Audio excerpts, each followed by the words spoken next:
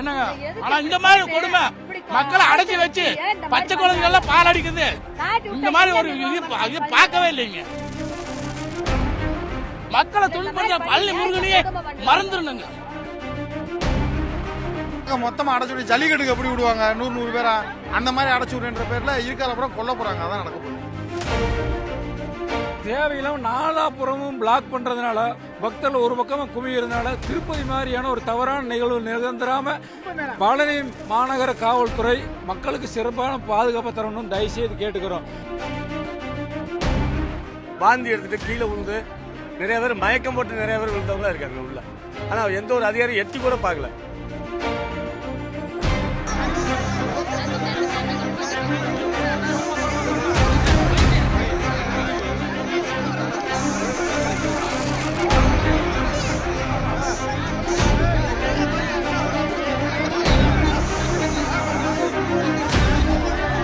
திருப்பூர்ல இருந்து வரான். ஒரு காவல்துறை இந்த கும்பலை ஒரு கட்டுப்படுத்தி அனுப்ப மாட்டேங்கிறாங்க. கோயில் நிர்வாகமே எதுவும் பார்க்க மாட்டேங்குது.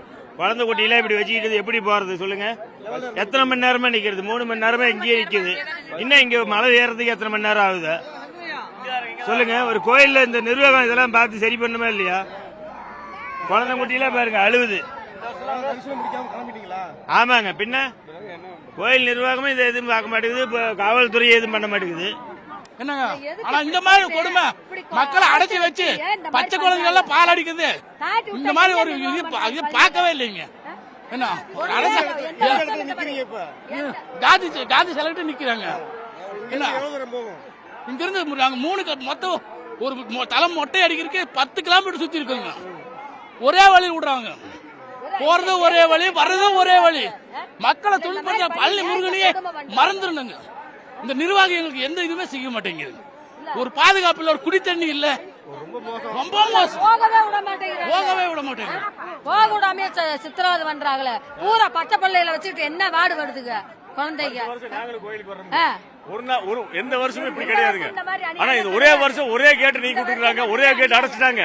ஏன் இந்த அதிகாரி பாத்துட்டு இருக்கிறாங்க? என்ன உங்களுக்கு தெரியாதா? இந்த கலெக்டருக்கு தெரியாதா? இந்த எஸ்பிக்கு தெரியாதா? டிஎஸ்பிக்கு தெரியாதா?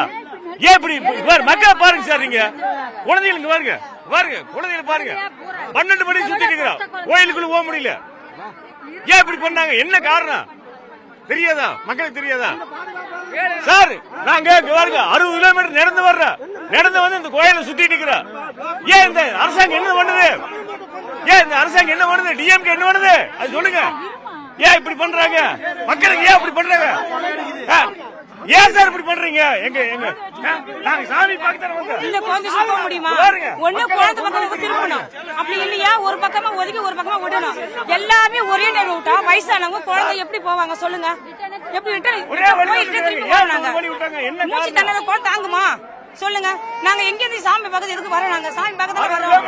எங்களுக்கு சலுகை இல்லாம என்னதுக்கு சாமி பார்க்க வரோம் சொல்லுங்க? எல்லாம் சாமி வச்சுட்டு காவடி வச்சு நிக்கிறாங்க பாருங்க. தவிச்சு வாங்கி தண்ணி இல்லாம நிக்கிறாங்க. இங்க பாருங்க சார். நீங்க சார் மதுரையில இருந்து வரோம் சார். கிட்டத்தட்ட ஒரு 3 மணி நேரமா அந்த லைன்ல நின்றுக்கு இருக்கோம். போலீஸ் எல்லாருமே அங்க 3 மணி நேரமா நின்றுக்கு இருக்கோம். அங்க இருந்தாக்க அங்கிட்டு சுத்தி வாண்டுறாங்க, இங்க இருந்தா இங்க இதுக்குள்ள வாண்டுறாங்க, இதுக்குள்ள வந்தா இங்கிட்டு பார்த்ததில்ல அங்கிட்டு போன்றாங்க. இந்த பையன் உள்ள இருந்து மயக்கப்பட்டான். மயக்கப்பட்டதோட போது வெளில தூக்கி இருந்தோம், ஆளுங்கத்தை பேசிக்கிறோம்.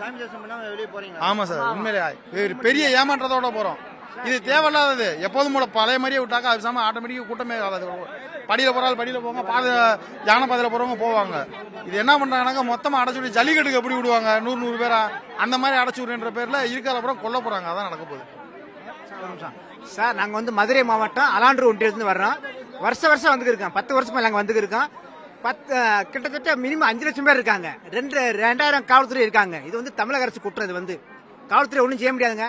இருக்கிறது 5 லட்சம் மக்கள், இருக்கிற காவல்துறை 2000 பேர் இருக்காங்க. எப்படிங்க பத்தும்? நிறைய பேர் மயக்கம் போட்டு கீழே விழுந்தாங்க. இது தமிழக அரசு குற்றம். இது வந்து மக்கள் குற்றமோ காவல்துறை குற்றமோ கிடையாது. 2000 போலீஸ் எப்படி சார் போதும் சொல்லுங்க? நாங்க அலாண்டூர் ஒன்றியத்துல வர்றோம். 2000 போலீஸ் எப்படி போதும் சார்? நான் வரப்போ இங்க மணி 2 மணியை பாருங்க, மணி 7 ஆகுது. டயத்தை பாருங்க, மணி 7 ஆகுது. சாமி பார்க்க முடியல. நிறைய பேர் கீழே விழுந்துடுறாங்க, போக முடியல. கும்பம், அதாவது கும்பமேளா மாதிரி வந்துருச்சு பழனின்றது. செயற்கையா பிளாக் பண்ணி மக்களை ரொம்ப சிரமப்படுத்துறாங்க. அவங்கவுங்க பாட்டுக்கு அவங்கவுங்க போயிட்டு இருந்து போலீஸ் கட்டுப்பாடா வச்சிருந்தா அது பாட்டுக்கு போகுங்க. இப்ப தேவையில்லாம நாலாபுறமும் பிளாக் பண்றதுனால பக்தர்கள் ஒரு பக்கமா குமியறதுனால திருப்பதி மாதிரியான ஒரு தவறான நிகழ்வு நிகழ்ந்துராம பழனி மாநகர காவல்துறை மக்களுக்கு சிறப்பான பாதுகாப்பு தரணும் தயவுசெய்து கேட்டுக்கிறோம். ஏதாவது அசம்பாவிதங்கள் தடுக்கணும், நடக்காம தடுக்கணுங்கிறத எங்களுடைய தாழ்மையான கோரிக்கை. பக்தர்கள் அவர்கள் பாட்டுக்கு விட்டுட்டா அவங்க பாட்டுக்கு போயிட்டு வந்துட்டு இருப்பாங்க. இப்ப எல்லா பக்கம் பிளாக் பண்றதுனால ஒரு செயற்கையான பிளாக்கை உருவாக்கி மக்களுக்குள்ள குழப்பத்தை உண்டாக்குறாங்க. எதனால நிக்குது எதனாலே தெரியாம கிட்டத்தட்ட 4 மணிலிருந்து எல்லாம் நிக்கிறாங்க.